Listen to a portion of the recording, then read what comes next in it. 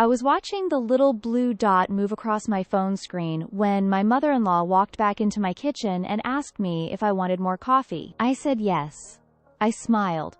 I watched her pour it, and I thought, she has absolutely no idea. The dot was moving north, toward the Fairmont district, toward the 3 pawn shops that sat within 4 blocks of each other on that strip. My grandmother's diamond tennis bracelet was in that direction.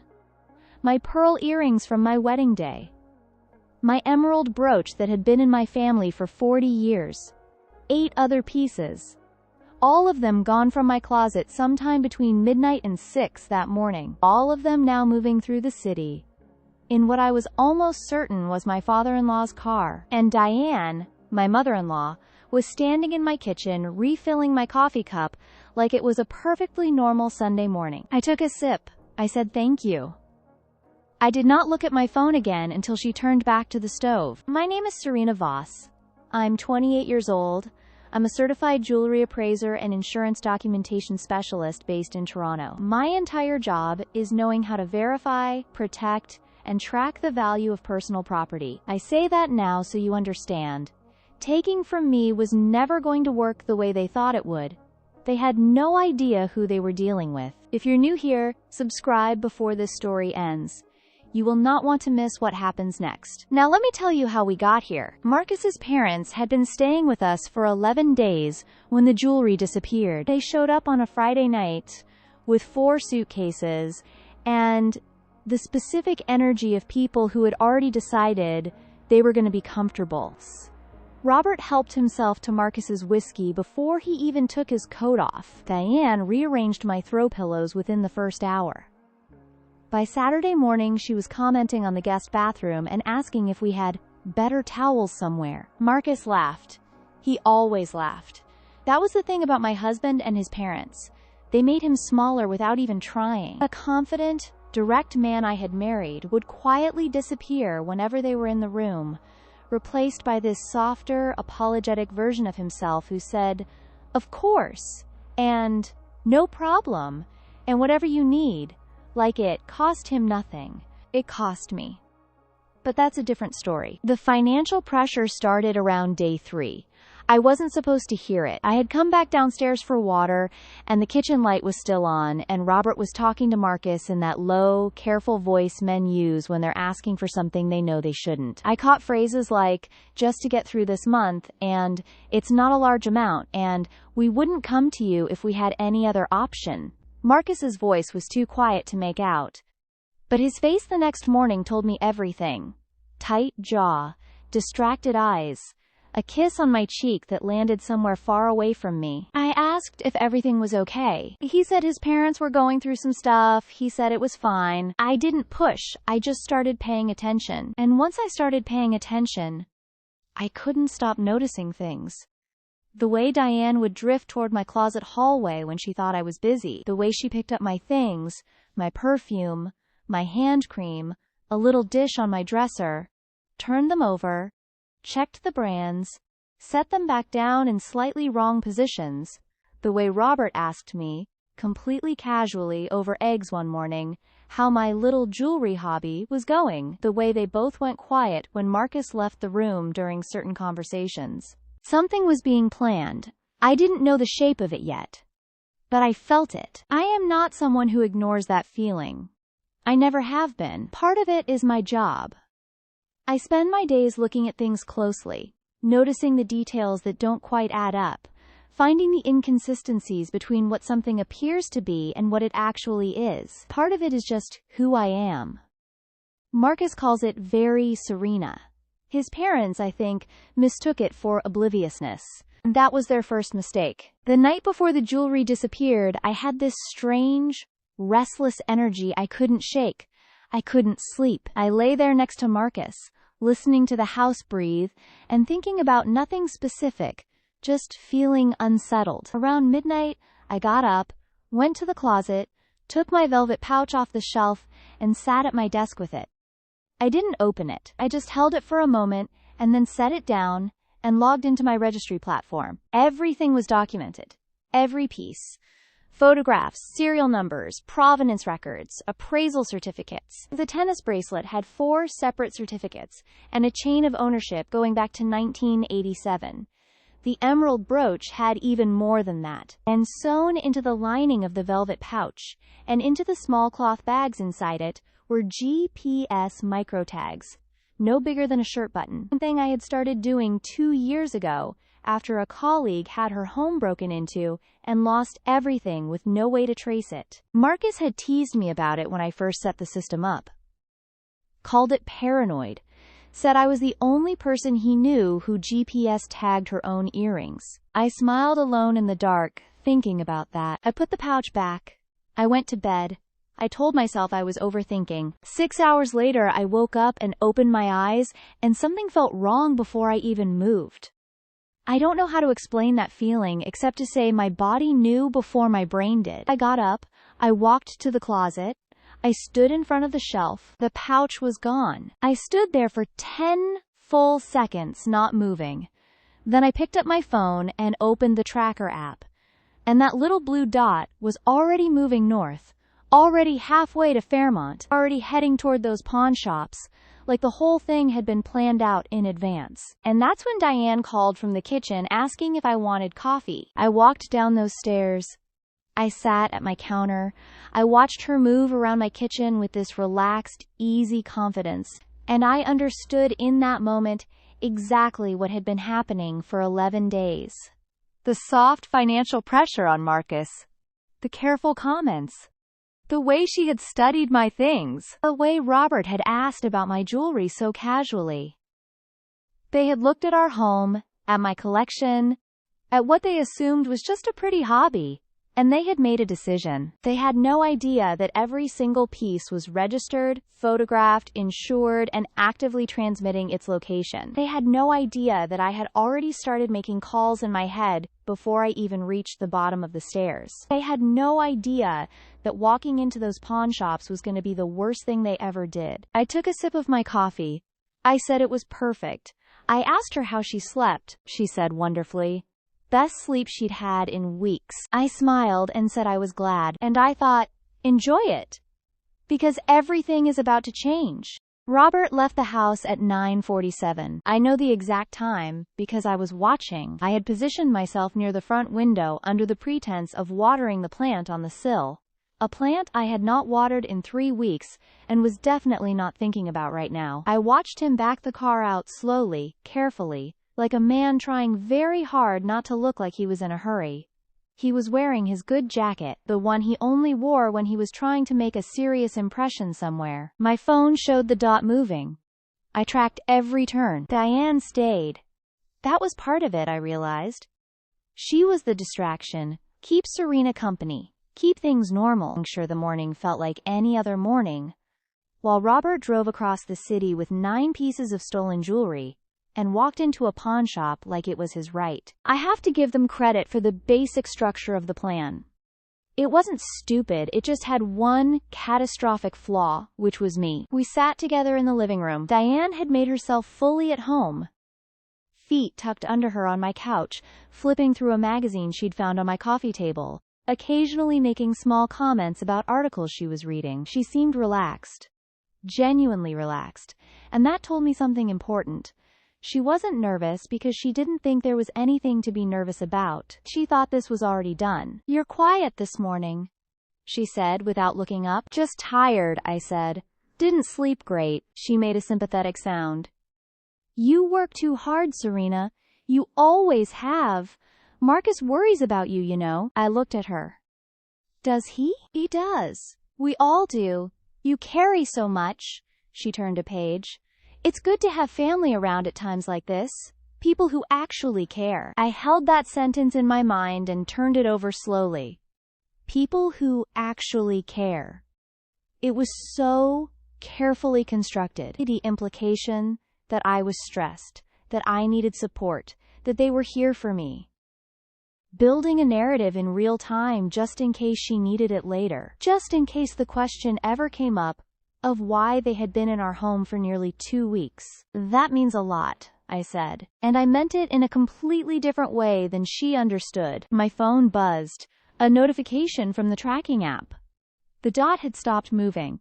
It was stationary now, sitting right on top of a location I recognized immediately. Prestige Gold Exchange on Fairmont and 9th. I knew that shop. I had been inside it twice for work. It was legitimate enough on the surface, licensed, operational. But it also had a reputation among appraisers for not asking too many questions about provenance when the price was right. Robert had done his research, I'll give him that. What he hadn't researched was me. I excused myself to use the bathroom. I sat on the edge of the tub, pulled up my insurance company's claims line, and sent a text to my contact there. A woman named Patricia who I had worked with for 4 years. The message was simple. I told her I needed to file a theft report immediately, that I had GPS confirmation of the stolen items, current location, and that I needed documentation started before any transaction could be completed. Patricia responded in 6 minutes. She told me she was on it, and asked me to send the tracker screenshot and the registry files. I had both ready in under 2 minutes. Years of documentation, organized and labeled and stored in a cloud folder. I updated every time I added a new piece. Date of acquisition, purchase price, appraised value, photographs from every angle, certificate numbers, everything. I sent it all. Then I called my lawyer. Not a dramatic call, just a quick, quiet conversation that lasted 4 minutes. I told her the situation. She asked me 3 clarifying questions. She told me to do nothing visible yet, and to let the paper trail build. The worst thing you can do right now, she said, is tip them off before the transaction is documented. Let it go as far as it needs to go. I said I understood. I flushed the toilet for authenticity. I washed my hands. I walked back out to the living room. Everything okay? Diane asked. Perfectly fine, I said. I sat back down across from her. Actually, I was thinking, do you want to do something today? We could go for a walk, maybe grab lunch somewhere. Her expression shifted, just barely. The tiniest flicker behind her eyes. She needed to be here. She needed to be available when Robert came back. She needed to manage the morning. Oh, that sounds lovely, she said slowly. But I'm actually feeling a little tired myself. Maybe we just have a quiet morning in? Of course, I said. Whatever you need. And there it was. My words. My exact words, the ones Marcus used with them constantly. Whatever you need. I watched something in her relax when I said it, like she had been holding her breath and could finally let it go. That's the thing about people who manipulate. They feel safest when you give them what they expect. Marcus came downstairs around 10:30. He was in that same distracted fog he'd been carrying for days now. He made coffee, stood at the counter scrolling his phone, gave me a half smile when our eyes met. I thought about telling him right then. I almost did. But my lawyer's voice was still in my head. Let the paper trail build. And I knew Marcus well enough to know that if I told him now, his first instinct would be to confront his parents directly. He would want to handle it. And handling it too early would give them the chance to explain, to deny, to create a version of events that muddied everything. I needed it clean. I needed it documented. I needed it undeniable. So I said nothing to Marcus. I sat with my coffee, and I watched Diane laugh at something she read in that magazine. And I thought about all the small moments over the past 11 days that had been quietly building toward this morning. The way she had touched my jewelry box. The way Robert had asked about my collection. The way Marcus had looked through me the morning after their kitchen conversation. The way the financial pressure had been applied so carefully, so gradually. Never direct enough to be called a demand, never soft enough to be dismissed. They had been working toward this moment for days. Possibly since before they even arrived. My phone buzzed again. A message from Patricia. She had initiated the report and contacted the shop's licensing board with a preliminary stolen property notice. It wasn't a block on the transaction yet that required a formal police report. But it created a timestamp. It created a record. And it meant that the moment any transaction went through on those pieces, There was already a paper trail connecting it to a theft report filed before the sale. I read the message twice. I put my phone face down on the cushion beside me. "You know what?" I said to Diane. "I think I'll make us some lunch. Stay as long as you want." She smiled warmly. "You're so sweet, Serena. I keep telling Marcus how lucky he is." I went to the kitchen and started pulling things from the fridge. And somewhere across the city, Robert was standing at a counter in a pawn shop, laying out my grandmother's bracelet, having absolutely no idea that the clock had already started. Robert came back at 12:14. I heard the car in the driveway before I saw it. I was in the kitchen, still moving things around, still performing a version of a normal Sunday. Diane's posture changed the second she heard the engine. A small, subtle shift, like something in her unwound. She had been waiting. She had been holding herself at a very specific tension level all morning, and now she could finally let it drop. She didn't know I had noticed. She never knew when I noticed things. That had always been her blind spot with me. Robert came through the side door. He was moving with that specific energy that men carry when something has gone their way. Not loud, not celebratory, just quietly satisfied. He glanced at Diane first. Not at me. At her.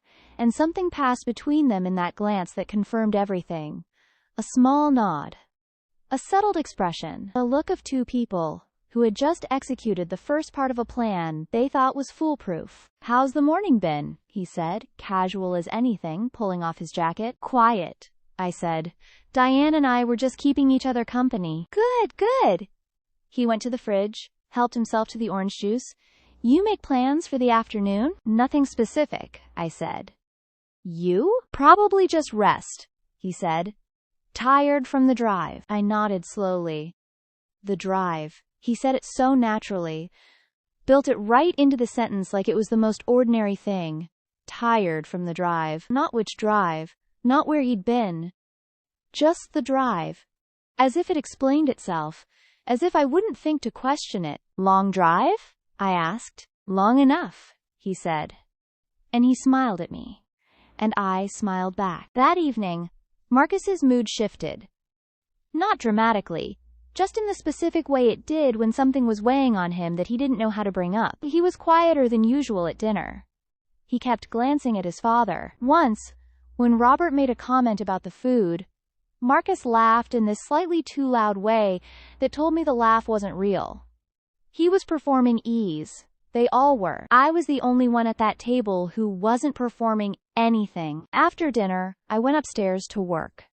I sat at my desk with my laptop and opened everything. The tracker showed the Dot stationery, not at the pawn shop anymore, but at what appeared to be a private address about 2 miles northeast, which meant Robert had not sold everything. He had made partial arrangements, possibly sold 1 or 2 pieces, taken a partial payment, left the rest somewhere for a second transaction. Or he had paid someone directly, the friend with the private loan. The one neither of them would name. That changed things slightly. It meant the chain of custody was more complicated than I had originally thought. But it also meant more transactions. More records. More paper. I called Patricia again. I updated her on the new location. She told me the police report had been formally initiated. I had filed it an hour earlier, quietly, from the bathroom upstairs, while Marcus thought I was taking a shower. The case number was already generated, and because I had GPS confirmation and a full registry of every stolen item, the detective assigned had flagged it as high priority for a property crime case. Patricia said she'd never seen documentation that thorough from a private individual. I told her it was part of the job. What she didn't know, what I hadn't told anyone yet, was that I also had something else. The week before they arrived, Marcus had mentioned his parents might need to stay with us, and I had done something that I hadn't told him about. Something that at the time I had framed to myself as just being cautious, just being thorough. I had set up a small home security camera in the hallway outside our bedroom. It was the size of a smoke detector. It blended in completely, and it had been recording motion-activated clips since the night they arrived. I opened the footage folder now. It took me about 12 minutes to find what I was looking for. 2:47 in the morning, the night before. The hallway light clicked on automatically. Motion sensor. And there was Diane. Barefoot, wearing her robe, moving silently toward our bedroom door. She stopped outside it, and then she continued past it to the closet room at the end of the hall. The room where I kept my off-season clothes, and, on the high shelf inside it, my velvet pouch. She was inside for 4 minutes and 31 seconds. When she came out, her hands were not empty. I sat back in my chair and just breathed for a moment. Because seeing it confirmed was different from knowing it. Knowing something is a thought. Seeing it is a fact. And this fact was now recorded, time-stamped, and backed up automatically to 3 separate cloud locations. I thought about Marcus downstairs. I thought about the way he had looked at his father during dinner. I thought about how much he was going to hate learning this. Not just what they had done, but how long I had known and said nothing. He was going to feel like I should have come to him immediately. Like I had kept him outside of something that was happening in his own home. And maybe he was right. Maybe I should have. But I also knew that Marcus's love for his parents was the exact thing they were counting on. They had built their entire plan around it. The financial conversation, the emotional pressure, the gradual erosion of his boundaries until he felt responsible for solving their problems. If I had gone to him that morning with a half-formed suspicion and an empty jewelry box, the first thing he would have done was ask them directly, and the first thing they would have done was cry. I needed the camera footage. I needed the police report. I needed the insurance documentation and the GPS records and the pawn shop paper trail. I needed every single piece of this to be airtight before I handed it to my husband, because I needed him to be unable to doubt it. I needed the truth to be so fully documented that there was no version of events where his parents could explain it away or reframe it, or make him feel like he was choosing sides between 2 equally uncertain stories. I was not going to let them do that to him. I saved the footage clip. I sent it to my lawyer. I sent it to Patricia. I added it to the case file. And then I sat in the quiet of my home office, and I thought about the emerald brooch. The one that had been in my family since before I was born. The one my grandmother wore to every important occasion. The one I had promised myself I would wear at my daughter's wedding someday, if I ever had one. I thought about that brooch, sitting in a pawn shop, or in some creditor's hands, or in a drawer somewhere being treated like currency. And for the first time since that morning, I felt something other than cold, strategic clarity. I felt angry, and that was okay. I had earned that. But I wasn't going to let the anger make me move too fast. I was too close now. The plan was too well built. A few more hours. Maybe a day. Then everything was going to come apart at the seams, and I was going to be the one holding the thread. I told Marcus on Monday morning, not impulsively, not emotionally. I had spent Sunday night going over every piece of documentation, organizing it, making sure the sequence was clean and clear. By the time I sat down across from my husband at the kitchen table, his parents still asleep down the hall, I had a folder open on my laptop with the camera footage, the GPS screenshots, the police case number, the insurance report, and the full registry of every stolen piece. I put my hand on his arm first. I said, I need to show you something, and I need you to let me get through all of it before you react. He looked at my face, and whatever he saw there made him go still. Okay, he said quietly. I walked him through it in order. The missing jewelry. The tracker. Robert leaving at 9:47. The dot moving north to the pawn shop. The timestamp on the police report. The insurance documentation. And then the footage. I played it once, and I watched his face as he saw his mother moving silently down our hallway at 2:47 in the morning, stepping into my closet, coming out with something in her hands. He watched it twice. He didn't say anything. Marcus, I said gently. Don't, he said. His voice was low and strange. Just Give me a second. I gave him the second. I gave him several. I sat across from him and I didn't fill the silence with anything, because he needed to be inside it for a moment, needed to feel the full weight of what he was looking at, before we moved to the next part. He put his face in his hands. Not crying. Marcus almost never cried, just pressing his palms against his eyes like he was trying to hold something in. How long have you known? He said finally. Since Sunday morning, I said, when I found the jewelry gone and the tracker activated. And you didn't tell me. I needed it documented first. I needed it to be something you couldn't argue with. He looked up at me. Something moved through his expression. I braced for anger. For the version of this conversation where he felt excluded or managed or deceived. But what came through wasn't anger. It was shame. Deep, quiet, devastated shame. They asked me for money, he said. 3 days ago. I said no. I said I needed to talk to you first. He exhaled slowly. I think that's when they made the decision. And something about that landed hard. The idea that his boundary, the first real boundary he had set with his parents in God knows how long, was what had triggered this. That saying no had pushed them to take instead. I reached across the table and held his hand, and I didn't say anything for a moment. What do we do? He said. It wasn't really a question. It was more like he needed to hear me say it. We give them the chance to return everything, I said. Today. This morning. We sit down with them together. We tell them exactly what we know, and we tell them that the only version of this that doesn't escalate further is them returning every piece or replacing the full appraised value by the end of the week. And if they don't, the police report is already filed. The insurance claim is already initiated. The case number exists. If they don't cooperate, I don't have to do anything else. The process is already in motion. Marcus was quiet for a long moment. They're going to say it was a misunderstanding. They're going to cry, my mom especially. I know, I said, and you're allowed to feel whatever you feel about that. But the footage doesn't misunderstand anything. He nodded slowly. He looked out the window. I watched him do something I had watched him struggle to do for our entire marriage. Choose clarity over comfort. Choose truth over the easier, softer thing. Okay, he said. Let's do it. We heard movement down the hall around 9. Cabinet doors in the guest bathroom. The familiar sound of Robert clearing his throat. Marcus went and knocked on their door while I sat at the kitchen table and waited. I heard low voices.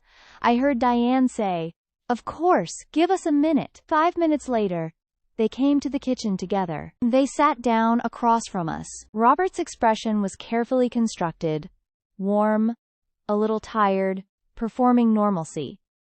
Diane's hands were folded on the table in front of her. She glanced at me once, then focused on Marcus. Marcus didn't look at me for guidance. He just opened the laptop, turned it toward them, and pressed play. The hallway footage filled the screen. I watched Diane's face.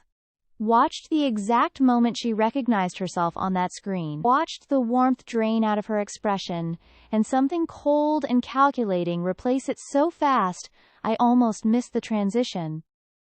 Robert went very still beside her. The clip ended. Silence. That's not what it looks like, Diane said, her first move. Right on schedule. Mom, Marcus said quietly. Stop. She stopped. Which surprised me. I think it surprised her, too. We know everything, Marcus said. We know where you went Sunday morning, Dad. We know which shop. We know that a report is already filed. We know about every piece that was taken. We have documentation on all of it going back years. And we have the footage. He took a breath. What we're offering you right now is a chance to fix it before this goes further than it already has. Robert looked at me for the first time. Really looked like he was trying to calculate something, like he was searching my face for the version of Serena he thought I was. The quiet, accommodating, conflict-avoidant daughter-in-law who would soften this if given the chance. He didn't find her. Because she had never existed. How much do you want? Robert said flatly, and the way he said it, not apologetic, not ashamed, not remorseful, told me everything I needed to know about what was going to come next. They didn't return the jewelry voluntarily. I want to be honest about that because I think it's important. There was no tearful confession, no moment where Diane collapsed into remorse and pulled the velvet pouch out from under the guest bed.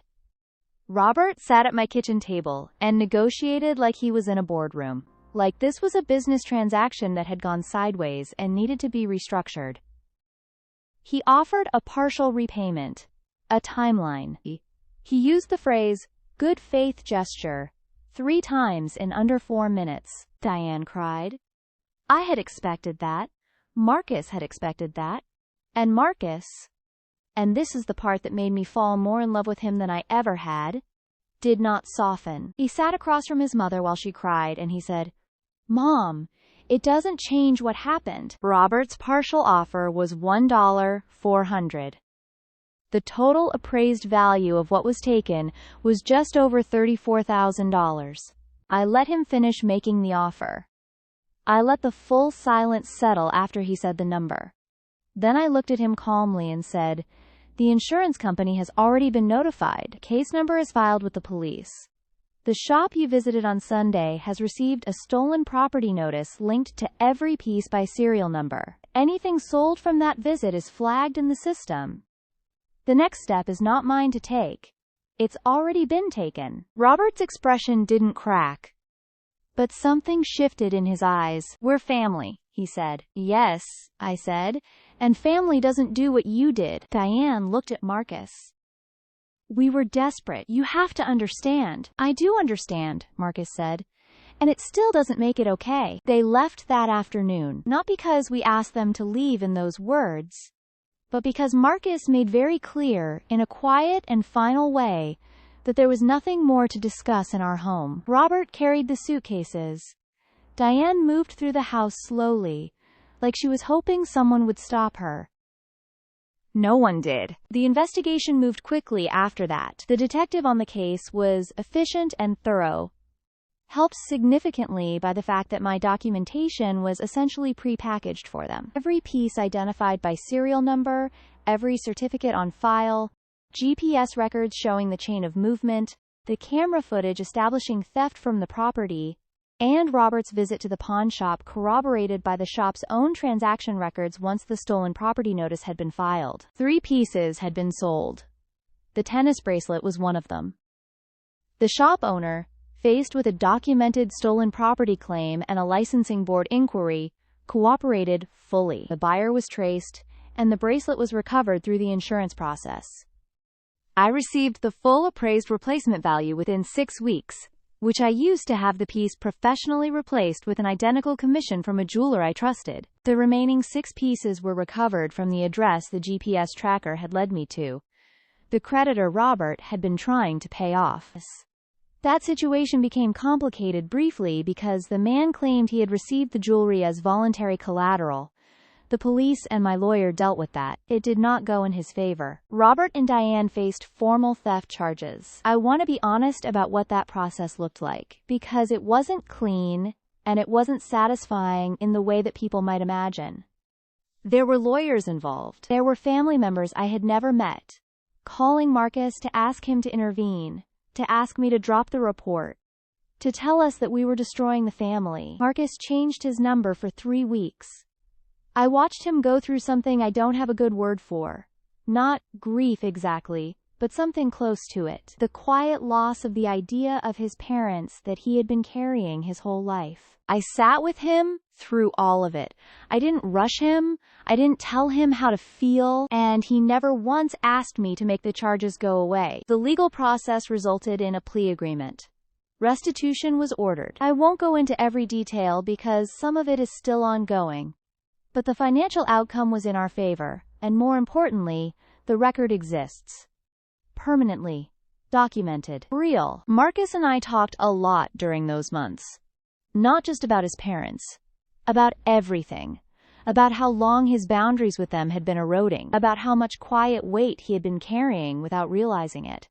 About the difference between loving someone and letting them take from you. Those were hard conversations, and also, somehow, some of the most honest ones we had ever had. One night, late, he asked me when I had first suspected something was wrong. I thought about it. The first day, I said. When your mom moved my throw pillows. He laughed. The real laugh. The one I married. Very Serena, he said. Very Serena, I agreed. I think about this whole experience sometimes when people tell me I'm too cautious, too thorough, too detail-oriented. When people say things like, why do you insure your own earrings, and why do you document everything, and why do you always have to have a system for everything? Because sometimes the system is the only thing standing between you and someone who has decided that your things, your security, your careful years of building something are theirs to take when they get desperate enough. I built the system. I maintained it. And when the moment came, it worked exactly the way it was supposed to. I got everything back. Not the relationships, those were already broken long before Sunday morning, but everything that was mine, everything I had built and documented and protected. Every piece returned or replaced, every record filed, every truth confirmed, and that velvet pouch is back on my shelf, right where it belongs. If this story resonated with you, if you've ever been underestimated, taken from, or made to feel like your instincts were wrong, leave a comment below. I want to hear from you. Share this with someone who needs to trust themselves a little more today. Hit the like button if you stayed till the end, and subscribe, because there are more stories coming, and you don't want to miss them. Take care of yourself and protect what's yours.